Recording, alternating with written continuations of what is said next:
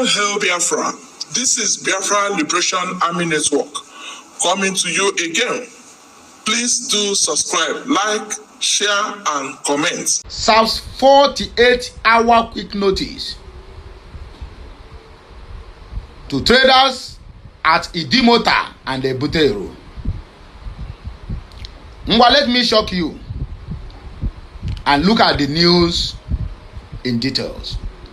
Lagos state government served 48 hours quick notice to Biafrans doing their business in Idumota and Ebutero. Don't forget, I brought this news the other day where the Ohaneze, Ndibo, whatever they call them, are challenging the demolition of Igbo-owned properties in Ebutero.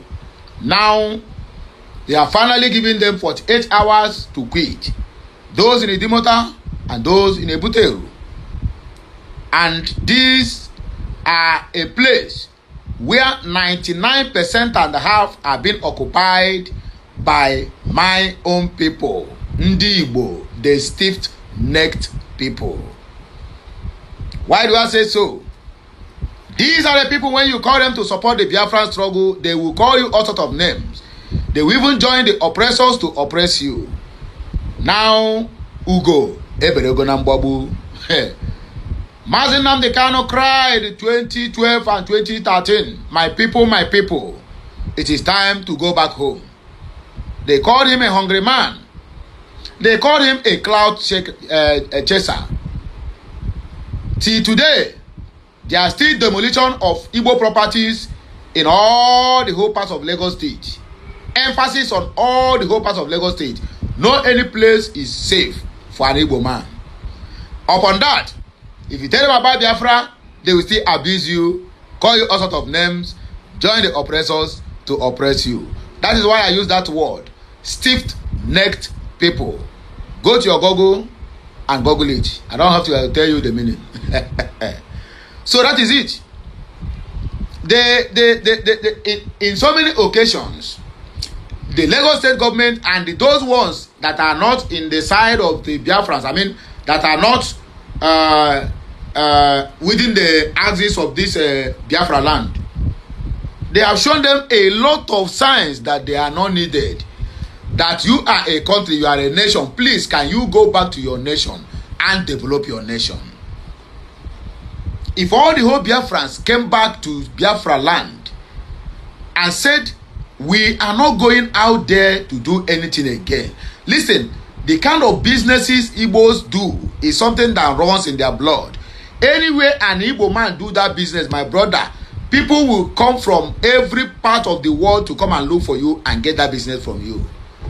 And we are exceptional in doing business. Every other tribe is learning from the Igbos.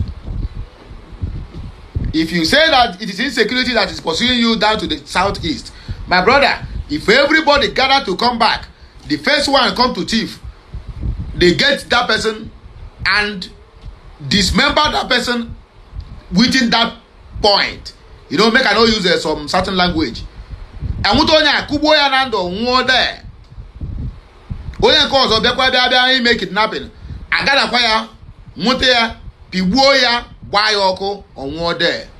A May first, May second, May third, I swear to God, without security, without police, Southeast will be the coolest place. Oh no, na also, because even anyhow, they will give you anyhow. Ngwaleni yana. Demolition of their properties every now and then. Since the inception of Sanwo-Olu, from the first tenure of 4 years down to this going to 2 years now in office, Sanwo-Olu have been destroying, grabbing, sending our people that worked hard for their money, sending them back home, sending them to bankrupts. Yet, Ndi Genuano, here. As I'm talking to you now, an Igbo man is still busy counting millions in nairas and in dollars, buying properties in that same Lagos that they don't want you. Stiff-necked people. Or what I call him no. Arrest my case. This one, 48 hours for Ndi Igbo, want to make it from Idumota and the Ebutero. If one like, make on a carry on a kaya for head, you know, consign them. When you tell them tomorrow, come back home, or rather support the movement so that as agbako aka nyom mamene ya agbo ofofo. So if everybody should gather and support Biafran, population, what as they used to say, majority carries the vote. Population wins the race with the tactical ones in their midst. Anakoyeri, 201 Nigerians to be sent back as United States enforces deportation order. Dizani Alison Madeke, court grants ex-petroleum minister prayers challenging for future order. Pope Francis don't spend mkpụrụ abaneto na hospital over bronchitis. You know why I laugh? We have pastors who are doing miracles. We have pastors who are healing the sick.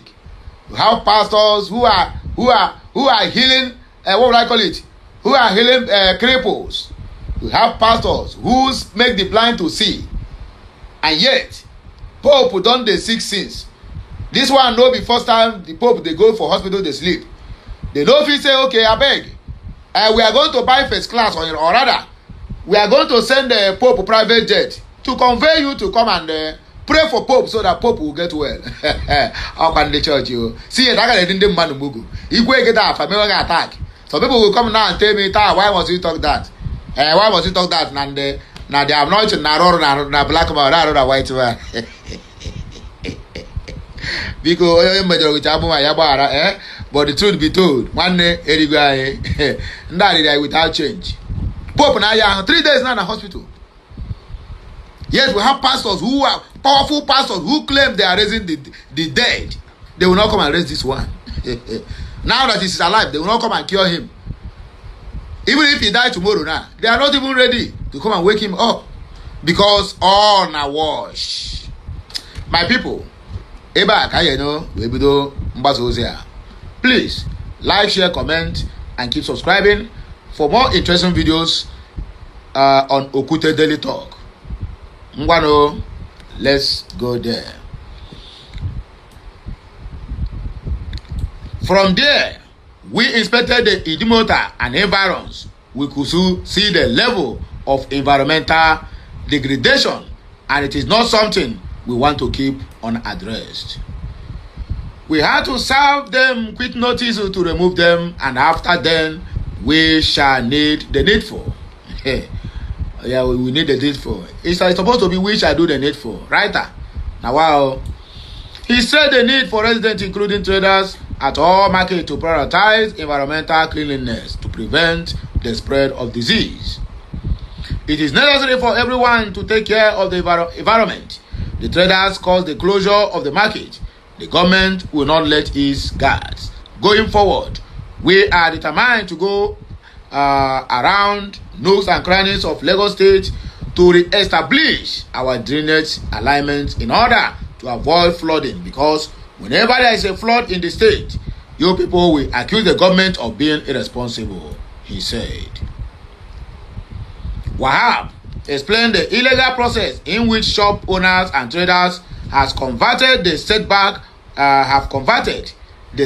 of the drainage channels in the market to styles had impeded the free flow of stormwater and could lead to serious disease breakouts of cholera, diarrhea, typhoid fever, amongst others, saying if each and every one make good sanitation practices a daily affair in their shops and environs, it will save the citizenry from continuous visit to the hospitals. With these illegal stores and shops, if proper care is not taken, we have a major disease outbreak, and these outbreaks can have negative impacts on our health care system, such that we would start undertaking virus tests, which we can avoid by doing the needful in every corner of our stores, he said. He recalled that the state government had banned styrofoam over a year ago due to its adverse effects on human health and drainage channels. He observed that some traders are still using and littering the market environment with the banned item and urge them to desist from it. I would like to appeal to our traders who still engage in selling styrofoam packs with that we don't want to see styrofoams in our markets. It is obvious that some of you are still storing traders to help protect the environment and all the drainage alignments, he stressed. Moving forward, 201 Nigerians to be sent back as U.S. enforces deportation order. The United States of America have announced plans to deport at least 201 Nigerian nationals, according to the U.S. Ambassador to Nigeria, Richard Mills Jr. 85 of those individuals have already been cleared for immediate deportation. The deportees who will be taken to Lagos include those serving in jail terms in the U.S. prisons for various crimes. This development follows the enforcement of Donald J. Trump's immigration policy by the U.S. government. The government has carried out deportation of citizens of countries such as Colombia, Mexico, and India, among others. The envoy said those to be repatriated will be dropped in Lagos. There will be room for whether it should be in Port Harcourt or Abuja.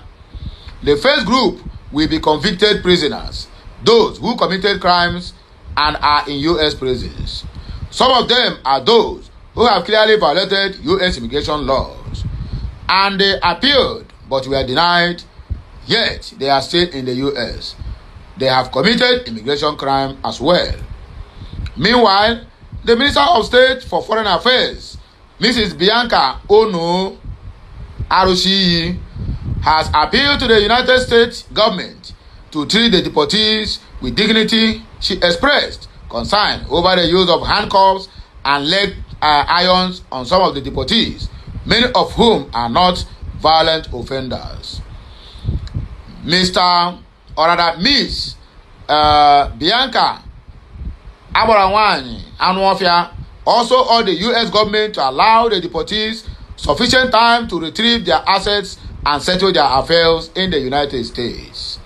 The minister expressed concern over the future of the United States Agency for International Development, which is a USAID. She said, "We can't say whether it is outright suspension.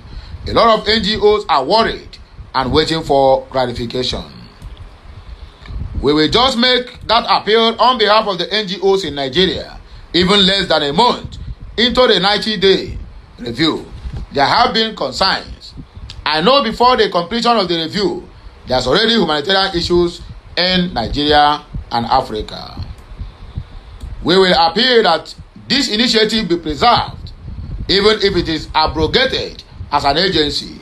There must be a way of keeping the ideals to ensure that the poor beneficiaries in that communities, not just in Nigeria but Africa at large, are not abandoned." Designing Alex Madueke called Don Grantham, ex-petroleum minister, prayer challenging for future order. A federal high court in Abuja on Monday granted an application by former minister of petroleum Designing Alex Madueke to amend her suit challenging the order obtained by the Economic and Financial Grants Commission (EFCC) for the final forfeiture of her seized assets. Justice Inyang Ekwo granted the request after the motion was moved by Designing's lawyer, Godwin Iyambo. However, the EFCC counsel, Divine Uguru, did not oppose to it. When the matter was called, Iyambo, who appeared for Designing, informed the court that they had already filed a motion for amendment of their originating process and the defendant had been duly served. Uguru did not raise any objection to the ex-minister's plea to amend her suit, and Justice Ekwo granted it as prayed. The judge, who gave Designing 5 days to file and serve the amended processes, granted EFCC 14 days from the date of service to respond. The matter was then adjourned until March 17 for further mention. 9 reports that Justice Ekwo had on November 21, 2024, fixed Monday for 17th for hearing the motion to amend the original process. The ex-minister had, through her counsel, Chief Michael Zekome, SAN, sued the anti-graft agency as sole respondent. Alison Madeke, in the suit marked FHC/ABJ/21/2023, sought an order extending the time to seek leave to apply for the court for an order to set aside the EFCC's public notice issued to conduct a public sale on her properties. In the motion, dated and filed on January 6 of 2023 by her lawyer, the former minister sought 5 orders from the court. The former minister, who argued that the various orders were made without jurisdiction, said this ought to set aside ex debito justite. See English. She said she was not given a fair hearing in all the proceedings leading to the orders. The various court orders issued in favor of the respondent and upon which the respondent issued the public notice were issued in breach of the applicant's right to fair hearing, according to Mike Ozekome. In conclusion, the suspended chairman of EFCC, Abdulrasheed Bauer, had revealed that $153 million and over 80 property had been recovered from the ex-minister. She was alleged to have escaped to the United Kingdom and remained there after her exit from the public office as the petroleum minister, an office she held between 2010 and 2015 under the administration of former President Goodluck Ebele Jonathan. The asset-related suit is different from the one she also filed to seek 100 billion naira as compensation for a series of EFCC alleged libellous publications against her.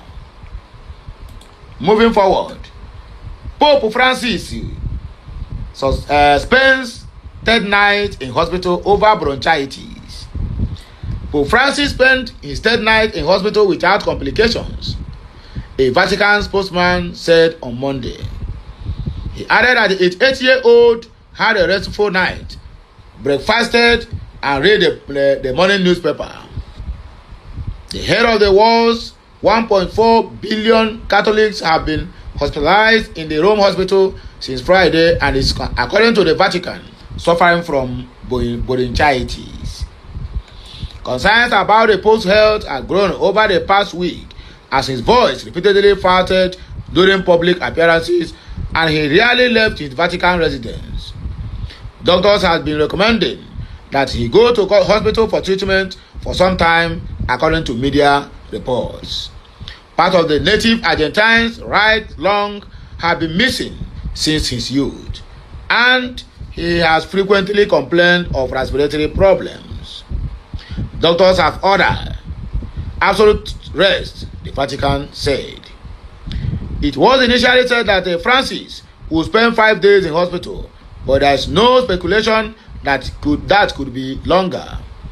As a result, Francis had to cancel all his planned appointments over the weekend and at the start of the week. Earlier, a new bulletin on the Pope's health issued by the Vatican said his condition was stable. And these and other headlines, I am sure I'm able to convince you, but not to confuse you, that Nigeria is not for us. Just like Asare Dokubo always said, that Nigeria is not for Goodluck Jonathan, Nigeria is not for Dizane Alison Madeke, Nigeria is not for Asare Dokubo Mudejabane. Biafra is the way out. But it is quite unfortunate that after saying all those things, he still deviated because of where belief is. So my good people, now here I go take back break. And I go hear my voice again when I come back. Like, share, comment,